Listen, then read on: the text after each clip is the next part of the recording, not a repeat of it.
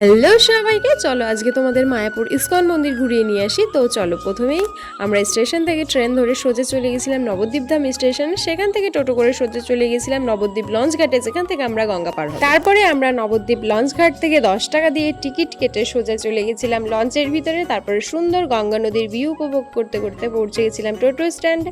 তারপরে সেখান থেকে টোটো ধরে সোজা চলে আসলাম মন্দিরের সামনে। আর মন্দিরের সামনের ভিউটা ছিল ঠিক এইরকম। চলো এখন আমরা মন্দিরের ভিতরে ঢুকবো, আর মন্দিরের ভিতরে কি কি আছে সবটাই তোমাদেরকে দেখাবো। দারুণ সুন্দর এই মন্দির প্রাঙ্গণ, এখানে আসলে কিন্তু তোমাদের সকলেরই মন ভালো হয়ে যাবে। আর এই মন্দিরের পরিবেশ খুবই সুন্দর। আর এখানে রয়েছে ভক্তদের জন্য গান শোনার একটি আসর। আর এখানে রয়েছে অনেক সারিবদ্ধভাবে দোকান, যেখান থেকে তোমরা অনেক কিছুই কিনতে পারবে।